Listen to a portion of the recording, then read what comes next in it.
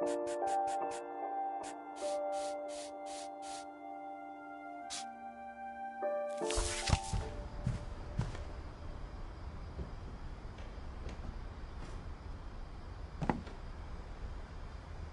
spent a summer building houses in Calcutta, where she met my dad, Sanjay.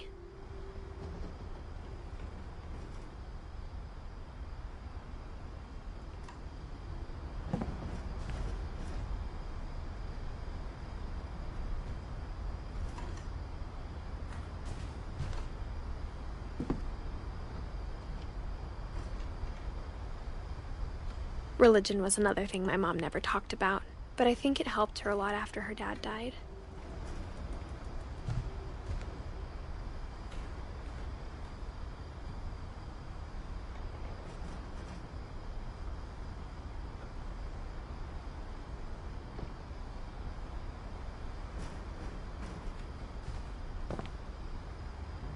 My mom moved to India a week after graduation and got a job teaching English. Louis was born a year later.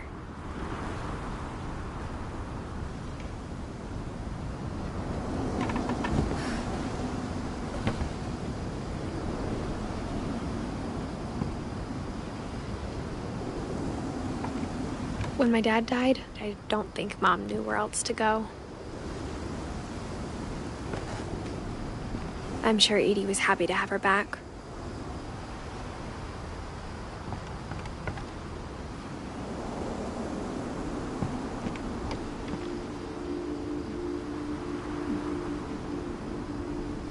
The house had to get a little bigger, but Edie was used to that.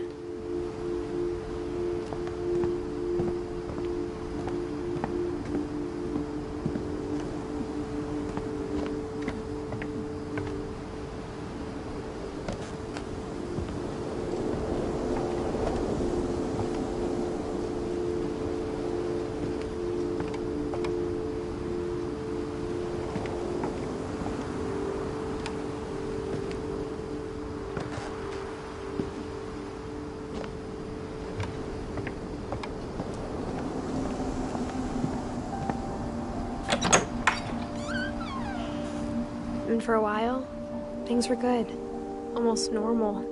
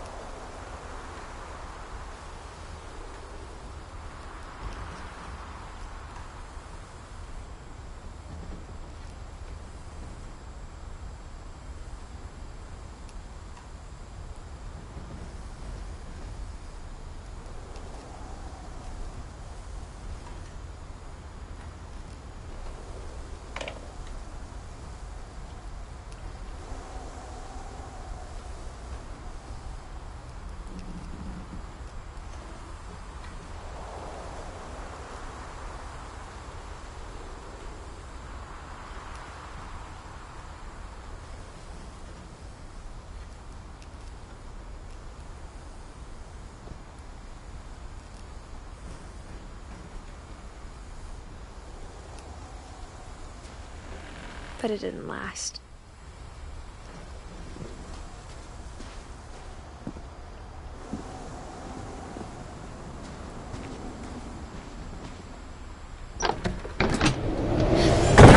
beginning of the end was Milton's 10th birthday, when Edie gave him a castle.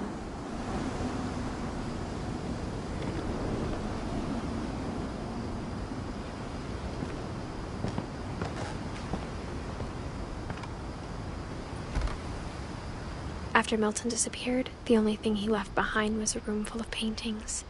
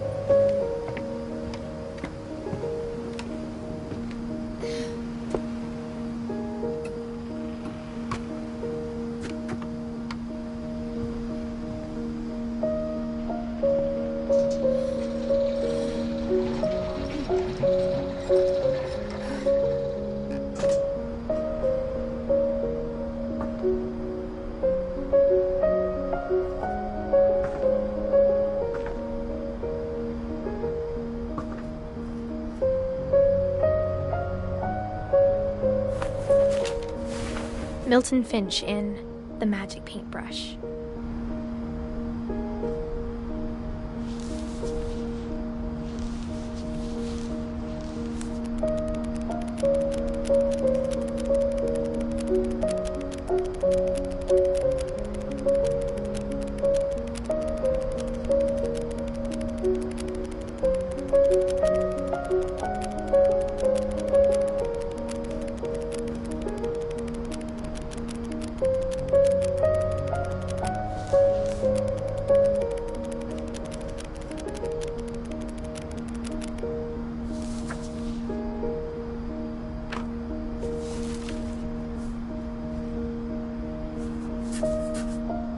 I was 4 when Milton disappeared.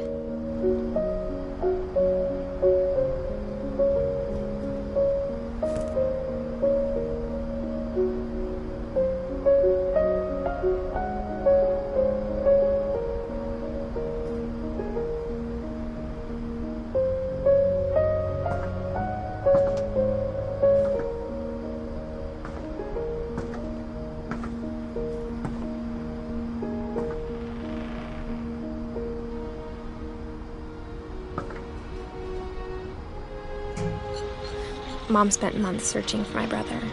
Then she sealed the doors.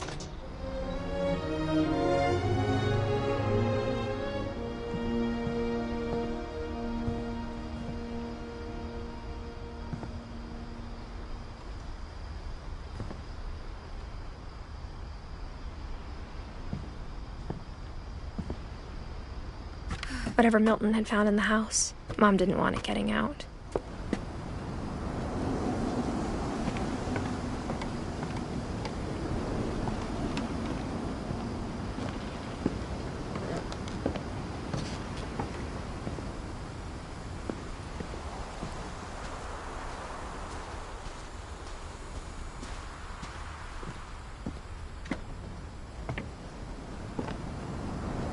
Mom definitely blamed Edie, but I think Louis blamed himself.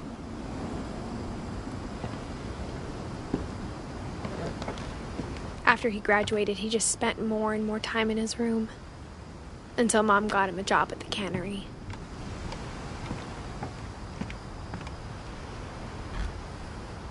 Everyone always told me to stay out of Louis's room, except Louis.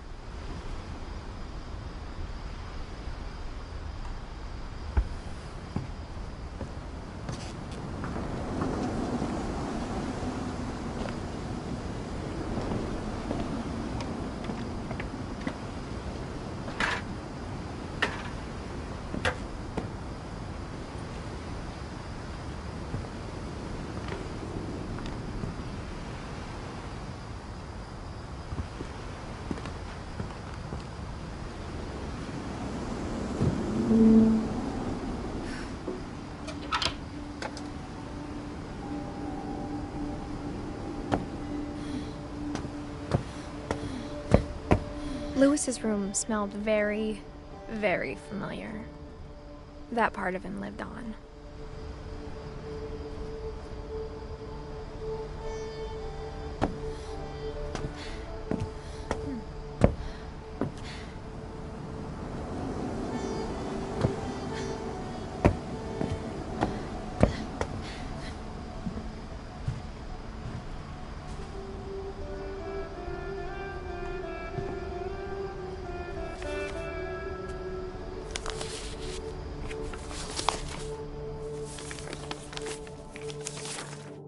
Dear Mrs. Finch, as Lewis's psychiatrist, I can understand your desire for an explanation.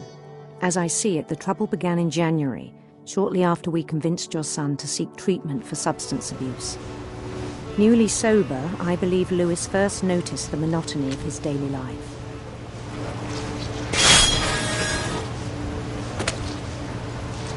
He kept working at the cannery. But he withdrew part of himself. In our sessions, I saw the same behavior. His mind began to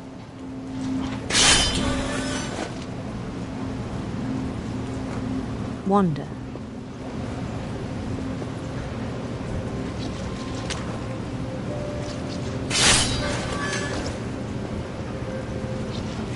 I asked him to describe it. He said he started small.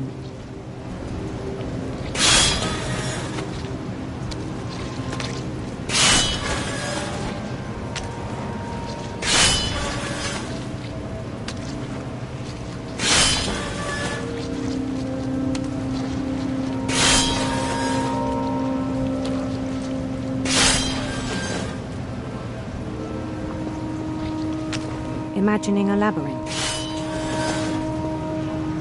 He'd feel his way about. Then something moved. Bats. And toads.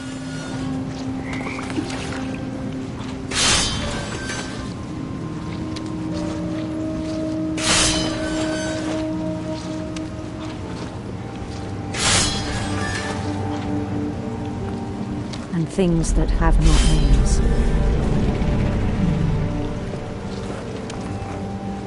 He knew it was all in his head.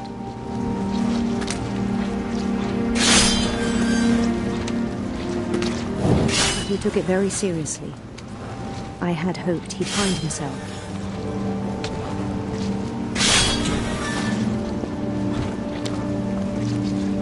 But he found something more. I worried about him then. Daydreaming at the cannery.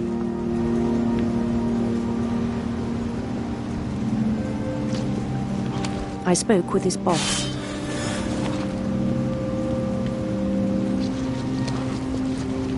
But he said Lewis had become a model employee.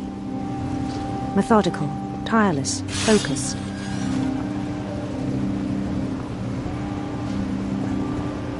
Like a whole new Lewis. So I let him go on.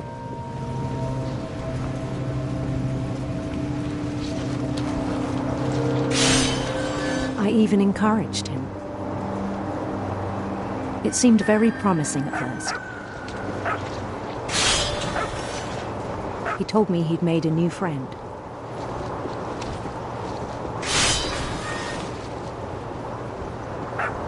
On the edge of a city he named Lewis Topia. He built the city up slowly, brick by brick. Then he made musicians.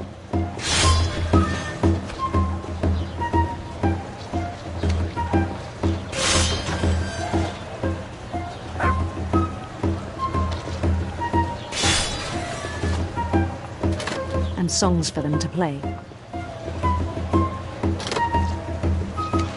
He talked about starting a band.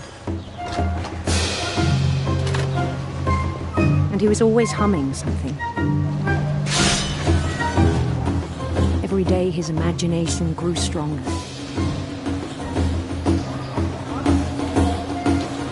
He no longer spoke at the cannery,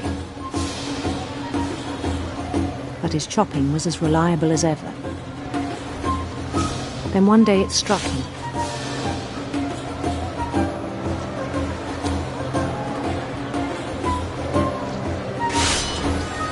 That all the cheering crowds, even the stones under his feet, were all in his imagination, so he could do whatever he wished.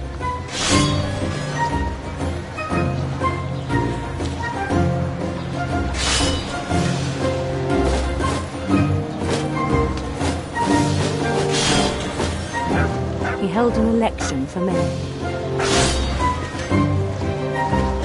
and he won. They begged him to stay, but his mind was already wandering. It became a game for him.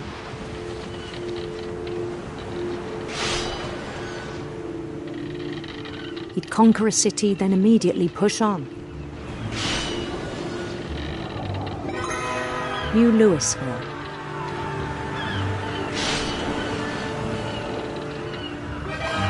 St. Louis.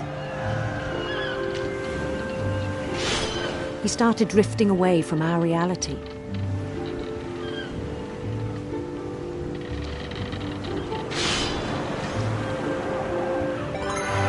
Minneapolis. Until one day he forgot to go home from the cannery. Even as his mother pleaded with him, part of Louis kept sailing on.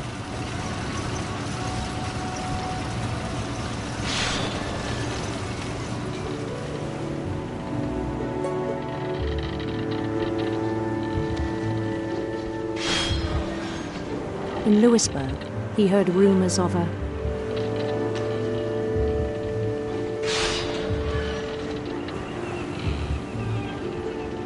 handsome queen.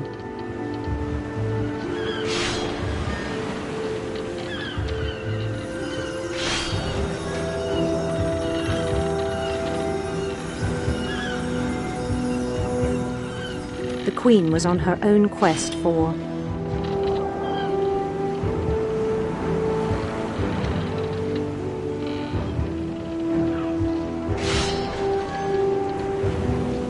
radiant rainbows.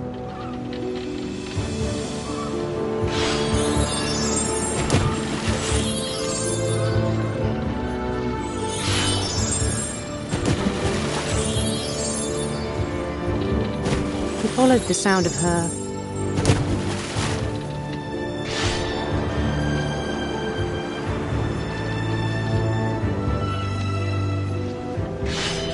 electric sitar.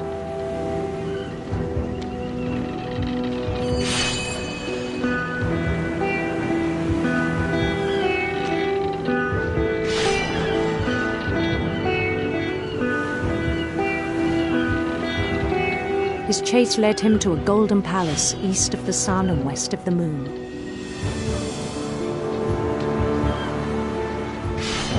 Even then, his logic remained sound.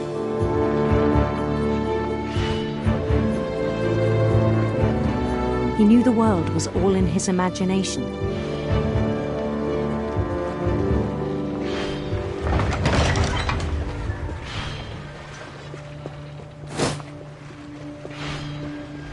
But he was so proud of having created it.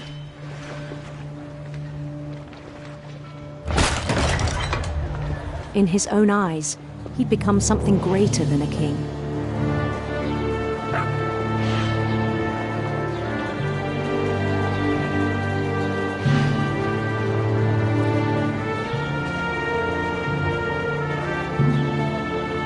For someone who'd never known success in the real world, I think it was overwhelming. And then it struck him that the real Louis was not the one chopping salmon, but the one climbing the steps of a golden palace.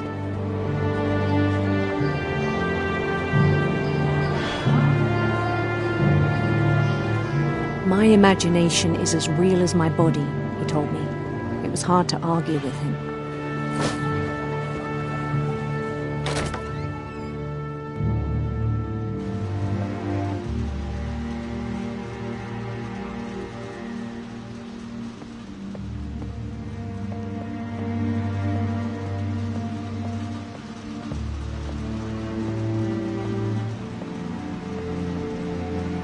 began to forget the world we know.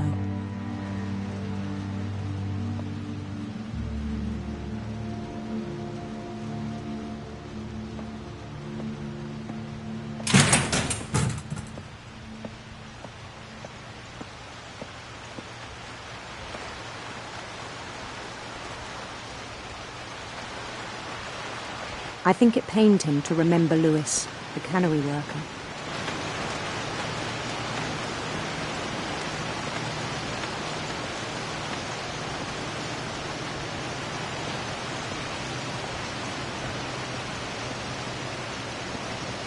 He began to despise the man with a royal contempt.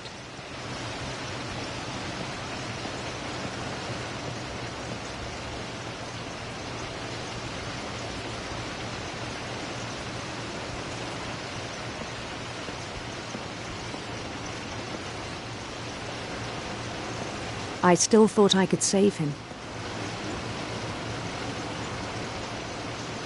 Even after he said he was being crowned king over all the lands of wonder.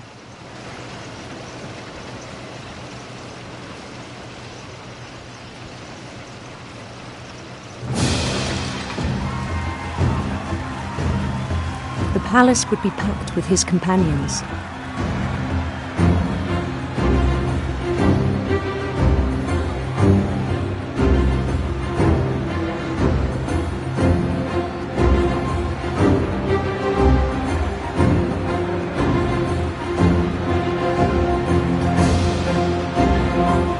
Including the wise Calico who'd insisted on advising him.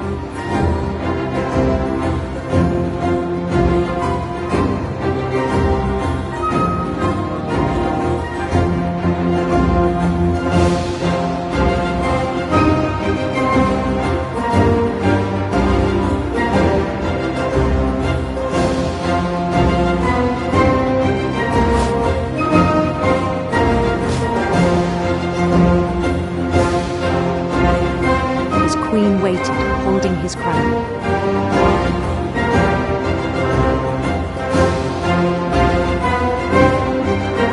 There was only one thing left to do.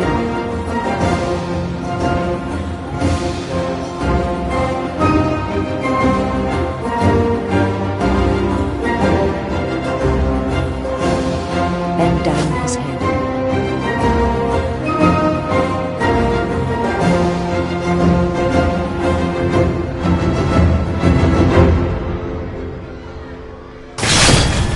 The rest I think you know.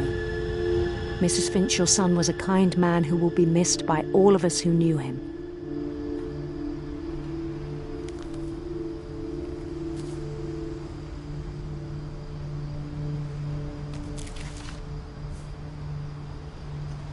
My brother was really cool. I wish you could have met him.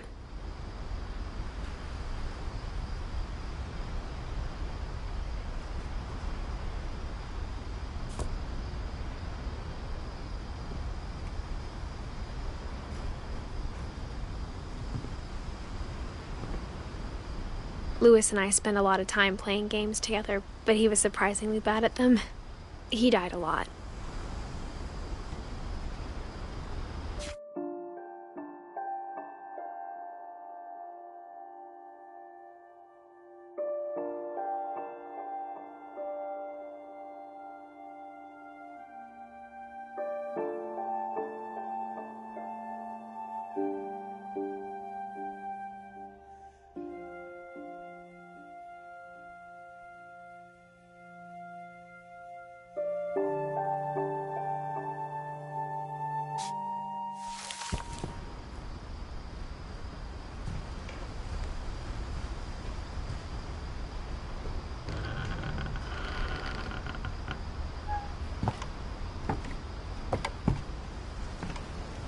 On the way back from Lewis's funeral, my mom told me to start packing.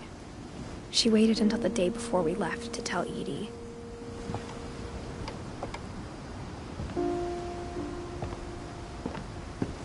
I'm not sure if she wanted to make it easier or harder.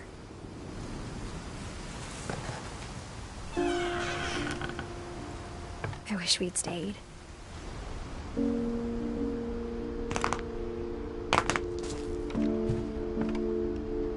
But I understand why we left.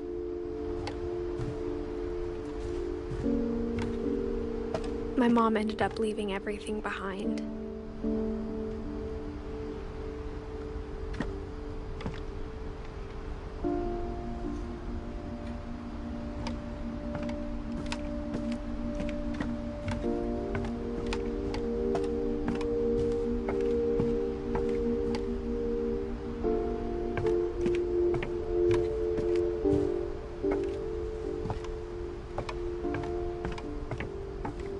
What happened that night had been coming for a long time.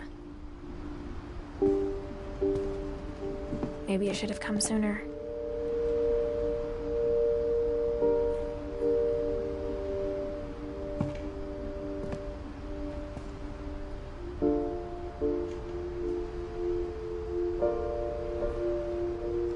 But it had to end one way or another. All that's left now is to tell you about that last night.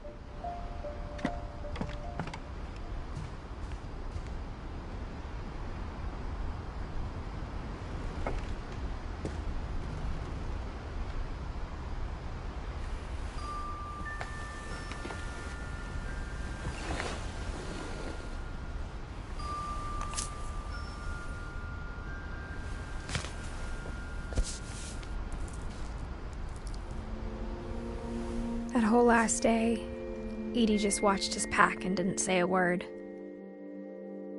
Until supper, when she raised her glass and said, "To our final night together, and all our final nights apart."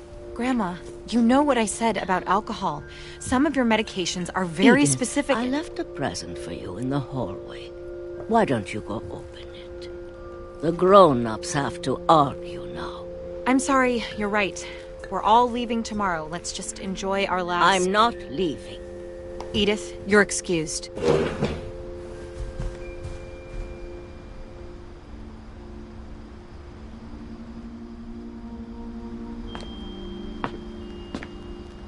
the power had been shut off that morning, but Edie always had plenty of candles.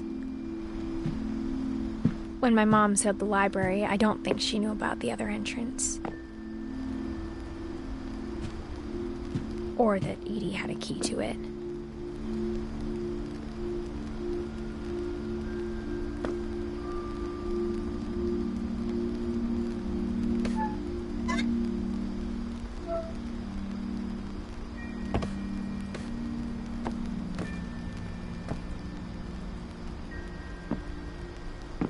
That thing you're afraid of isn't going to end when you leave the house.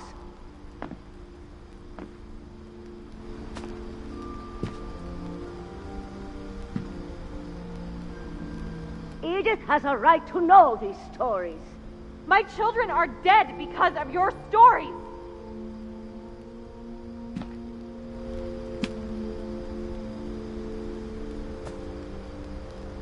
I think it's best if Edith and I leave tonight.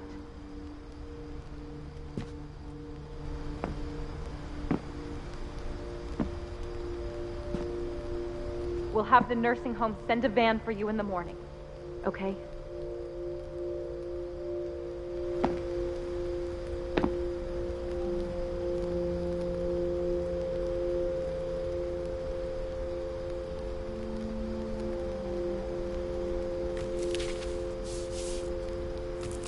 Dear Edith, there's so many stories I wish I could tell you, but there's only time for one.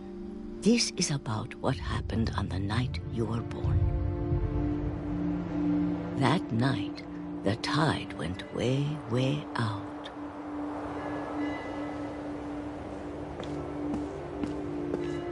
It was the first and last time I ever saw the old house aground. There'd been an earthquake out in the middle of the ocean.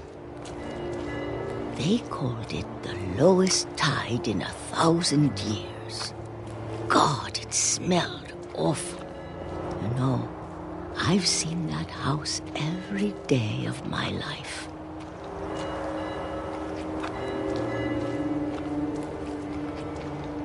But I never thought I'd go back to it. When the fog rolled in, I lost my way.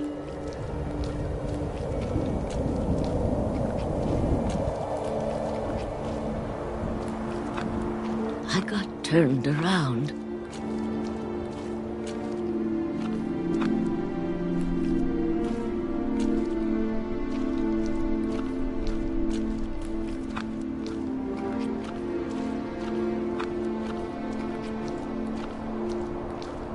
For a while, I wandered.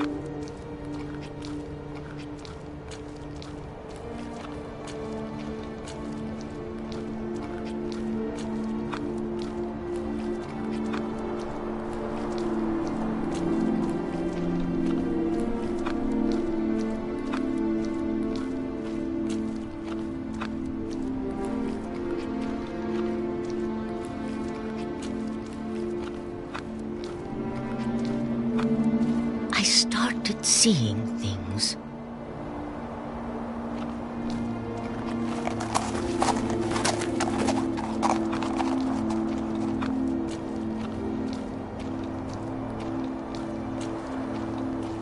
Things I'd forgotten had ever existed.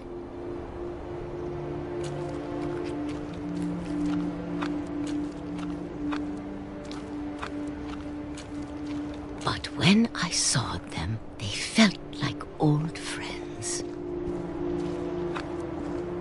That night, a lot of things came back to me.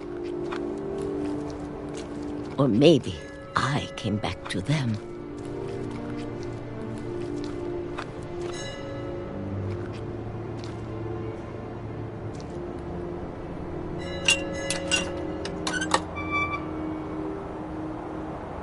Things I can't explain, but that I need you to try and... Edith, what are you doing in here? It's mine. Edith! Mom, you're gonna rip it. Let go! I kicked and screamed, but Mom dragged me to the car.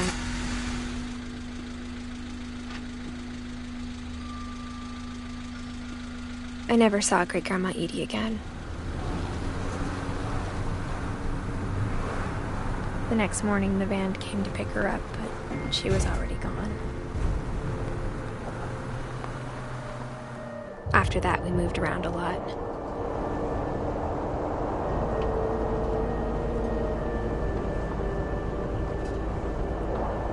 We both tried to make the best of it.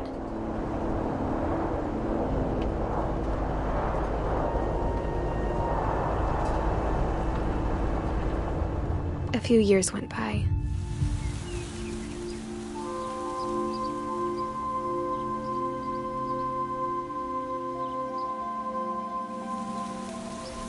My mom didn't like to talk about it, but she started getting sick a lot. The rest happened pretty quickly.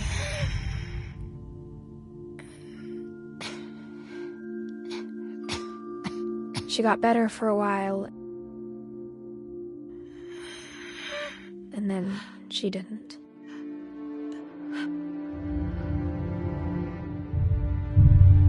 And then I was alone.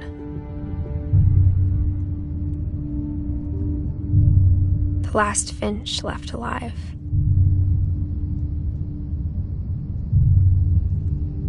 Until I found out about you.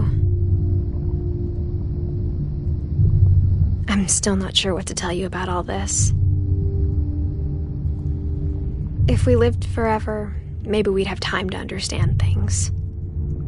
But as it is, I think the best we can do is try to open our eyes. And appreciate how strange and brief all of this is.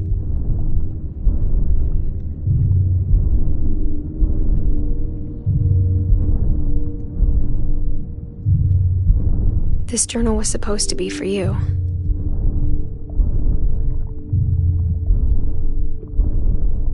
But now I hope you'll never see it.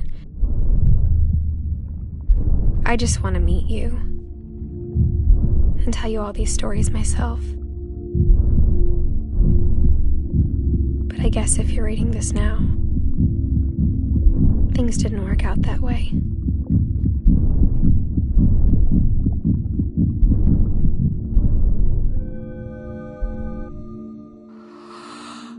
This is where your story begins. I'm sorry I won't be there to see it. It's a lot to ask, but I don't want you to be sad that I'm gone.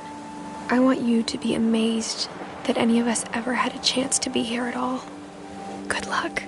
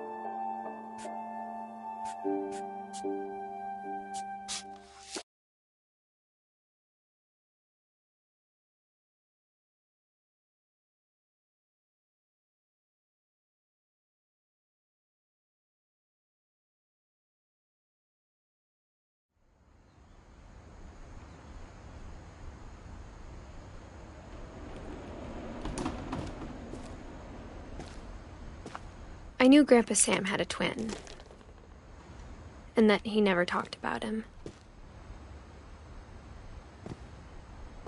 I guess my grandpa didn't like history any more than my mom did.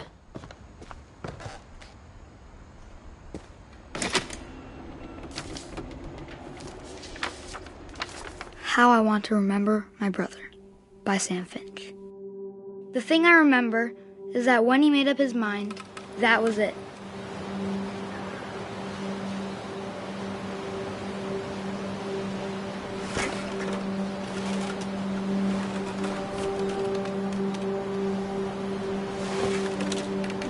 My brother said he'd die before he ate another mushroom, and he did.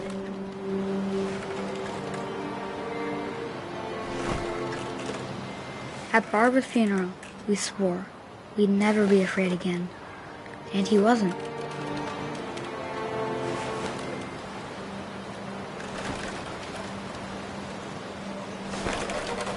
I think Calvin always wanted to fly.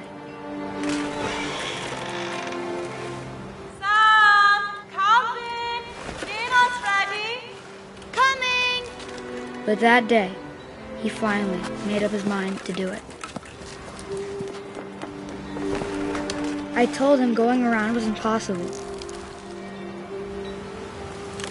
Maybe if I hadn't said that.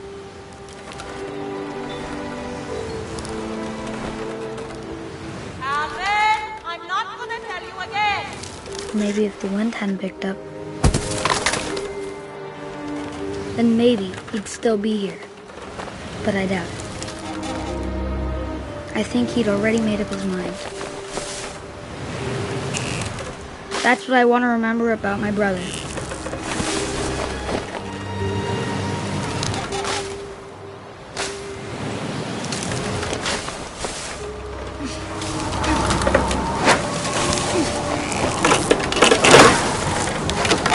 The day he made up his mind to fly, and he didn't.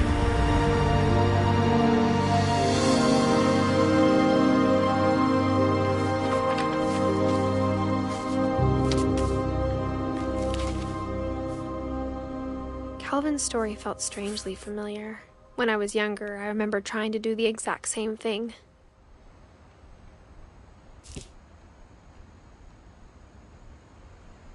After the funeral, Edie roped off Calvin's half of the room.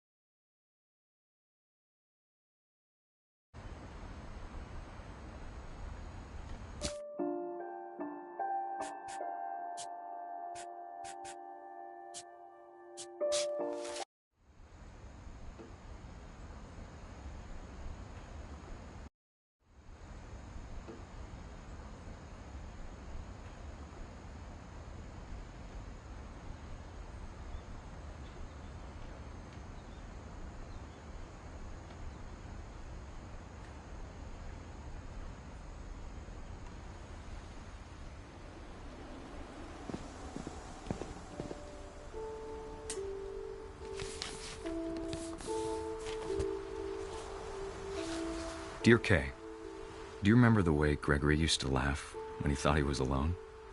Like something funny was happening, but only he could see it.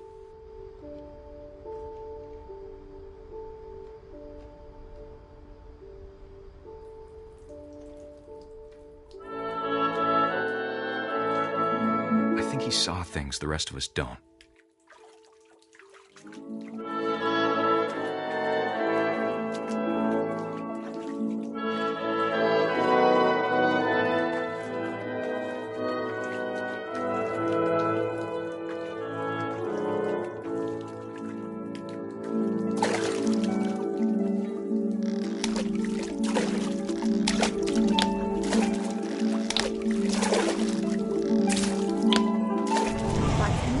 Gregory, it's time to... Hold on, sweetie. Hello? Sam, I told you I don't want to talk right now. I wonder what he saw.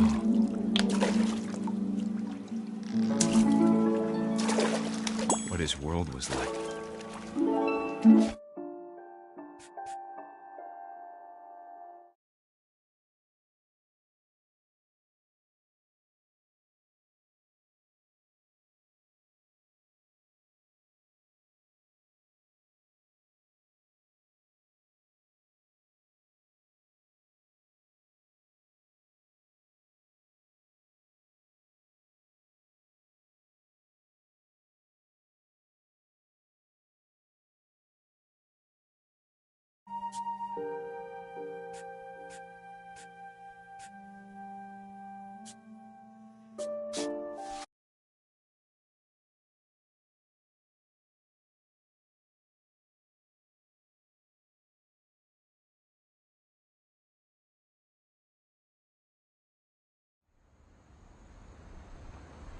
Growing up, I always thought of Barbara as a child star.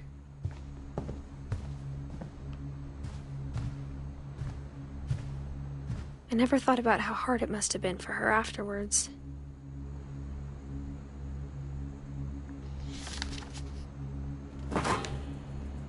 Of all the stories people wrote about Barbara's death, I'm surprised Edie saved this one.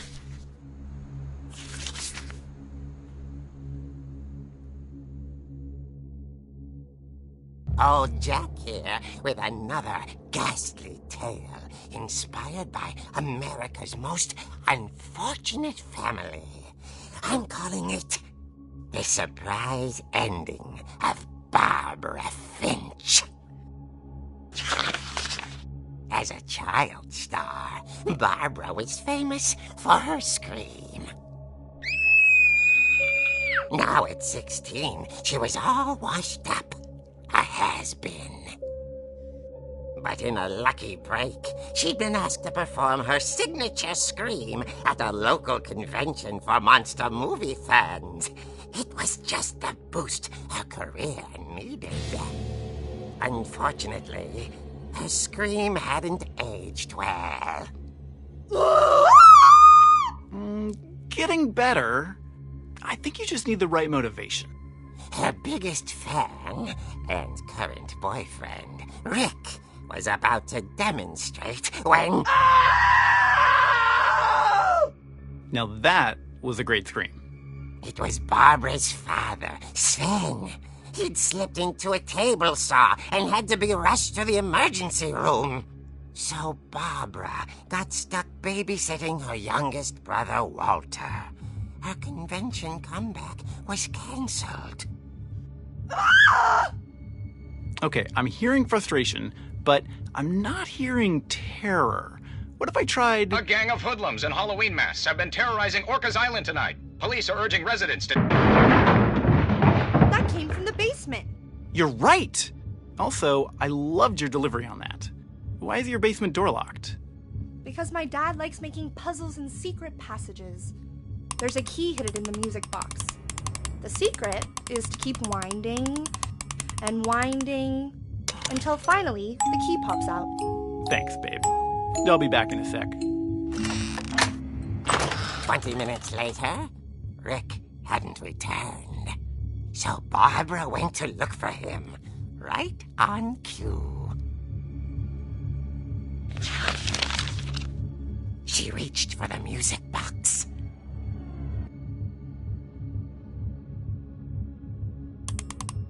And as she wound the key, she listened for Rick, but the house was silent.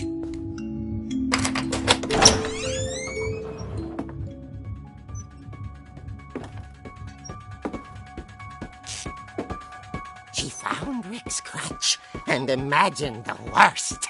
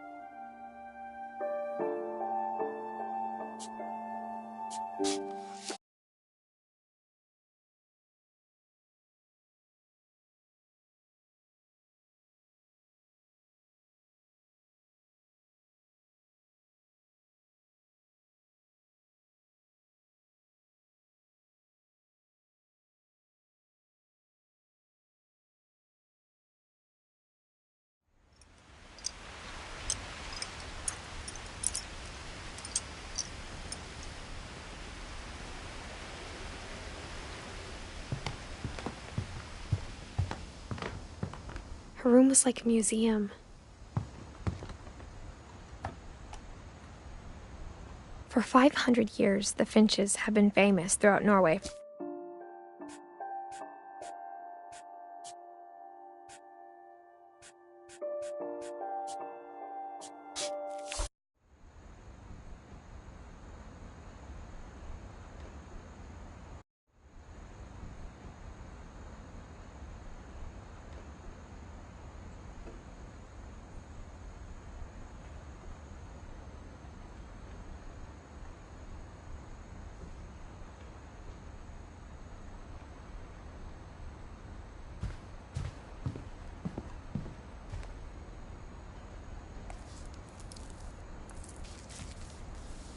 December 13th, 1947. Dear Diary, I'll be gone soon, but I wanted to...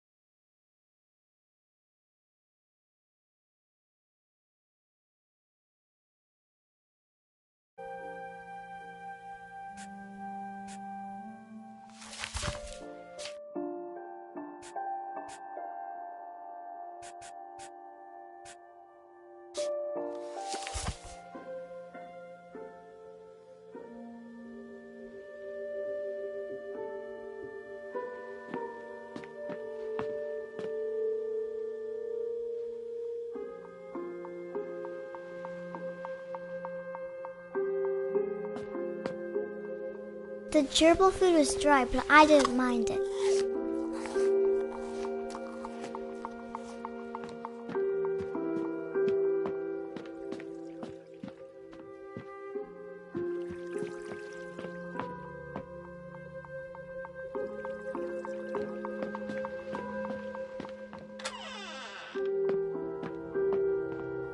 I kept eating and eating.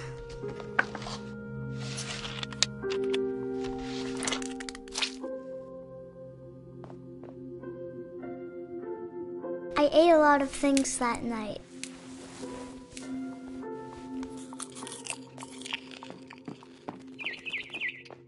Then I heard chirping outside my window.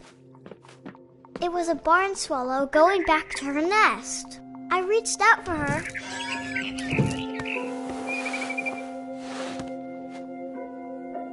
And suddenly, I was a cat.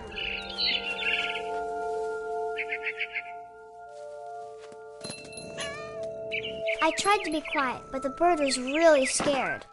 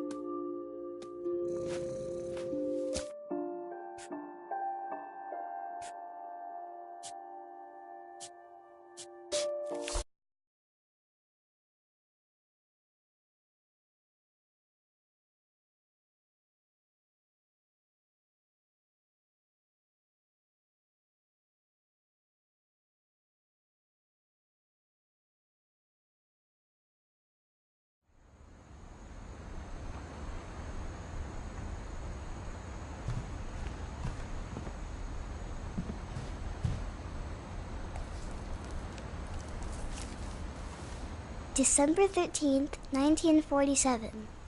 Dear Diary, I'll be gone soon, but I wanted to tell somebody about what's gonna happen. It started when Mom sent me to bed without dinner. I woke up and I was starving, so I looked around for something to eat. The gerbil food was dry, but I didn't mind it.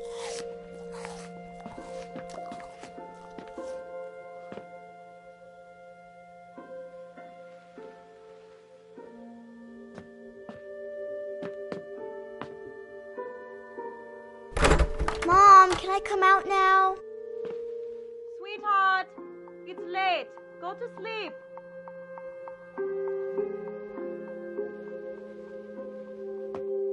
My Halloween candy was all gone.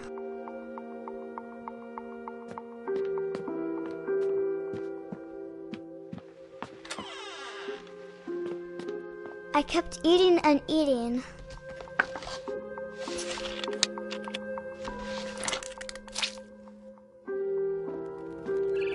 I ate a lot of things that night.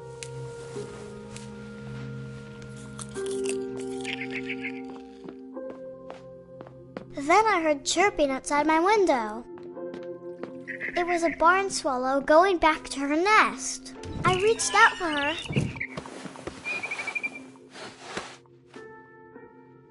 And suddenly,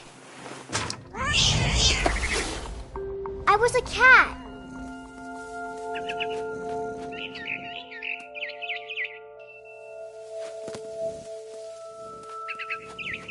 I tried to be quiet, but the bird was really scared.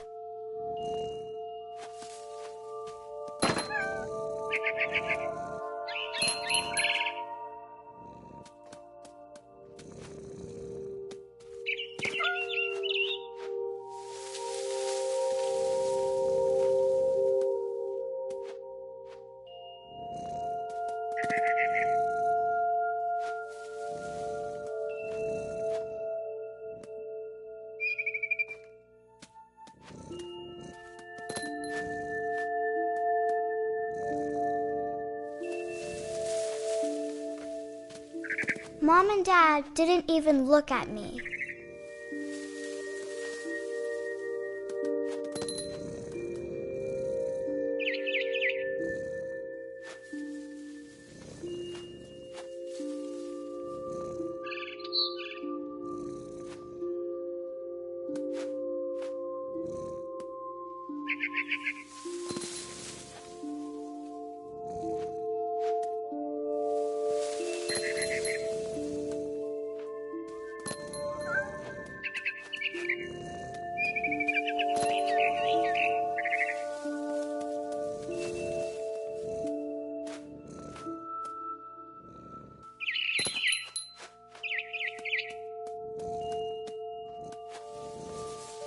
I jumped and I almost got her.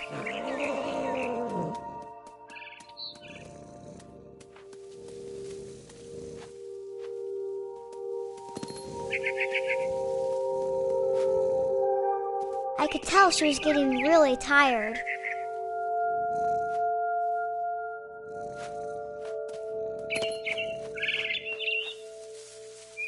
Now I was up in the big tree. I promised Dad I wouldn't climb it anymore.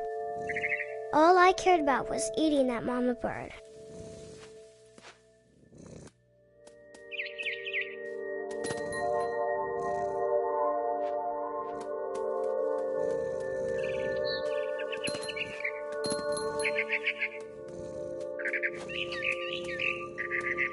I gobbled her up. And suddenly, I was an owl. First, all I heard was the wind. Then I heard little teeth nibbling in the grass.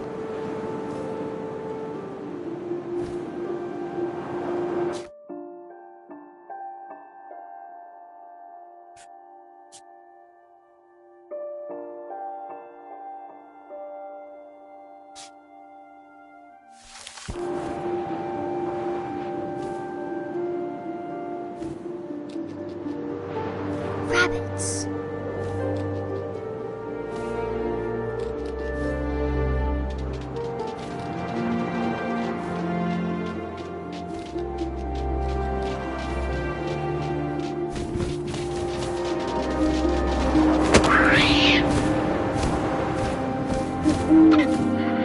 imagined his face looking up and seeing mine through my talons.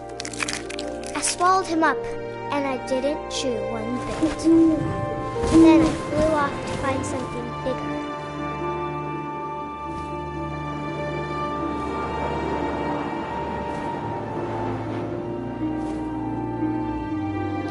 A mama rabbit.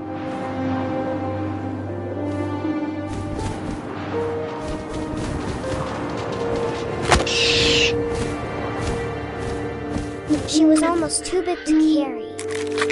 I started choking, but I couldn't stop eating. And suddenly, I was a shark.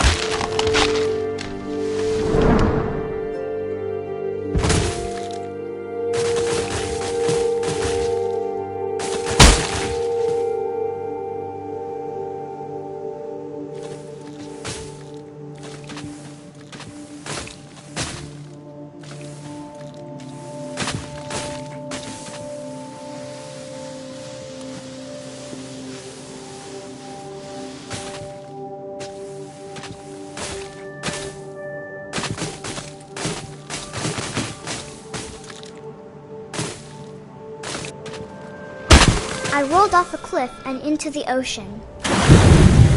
Now, I was hungrier than ever.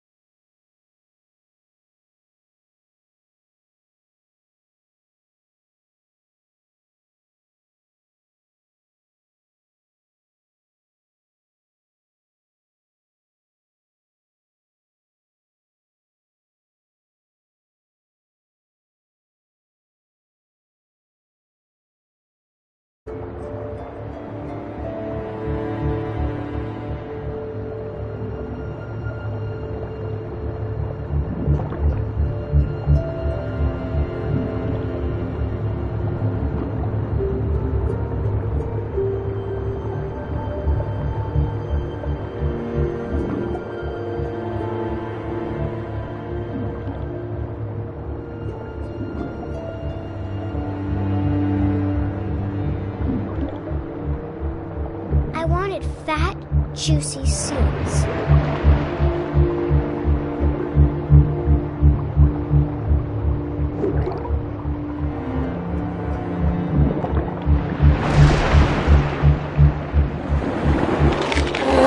I tore off her flipper, and it tasted really good.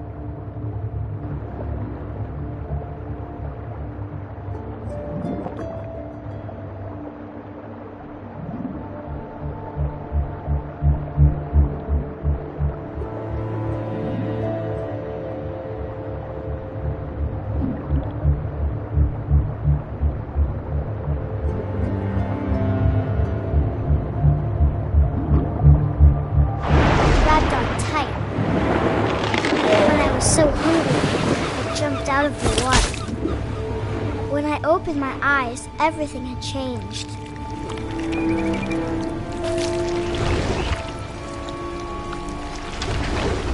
Now I was a monster, and I smelled people everywhere.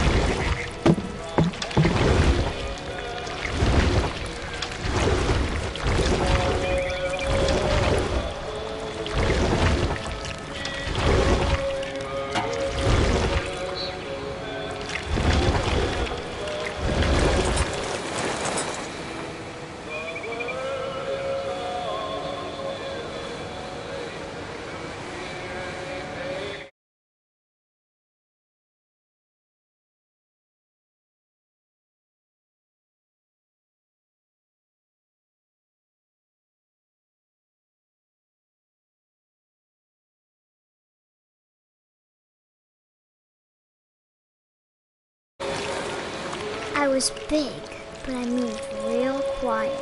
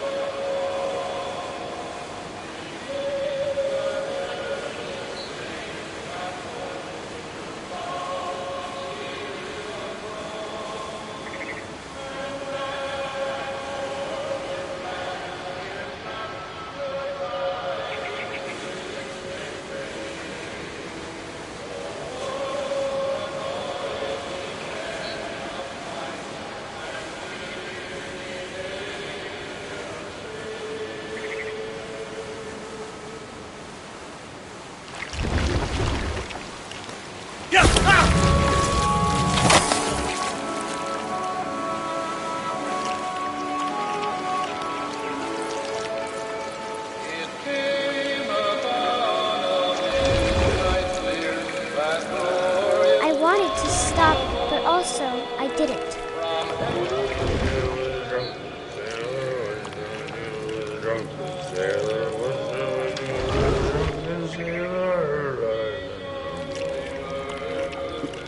His belly was rusty, razor, his belly was rusty, his belly was rusty, razor.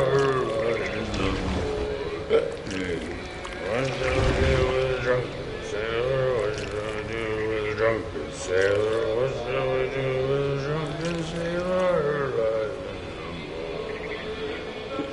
Put him in the captain's daughter, put him in bed with the captain's daughter, put him in bed with the captain's daughter. What shall we do with a drunken sailor? What shall we do with a drunken sailor? What shall we do with a drunken sailor? Strap with a longboat till he's over, strap with a longboat till he's over, strap with a longboat till he's over. What shall we do with a drunken sailor? What shall we do with a drunken sailor? What shall we do with a drunken sailor? Put him in the scuppers with a hose pipe, Gordon. Put him in the scuppers with a hose pipe, Gordon. Put him in the scuppers with a hose pipe, Gordon. Like in the boat. What shall we do with a drunken sailor? What shall we do with a drunken sailor? What shall we do?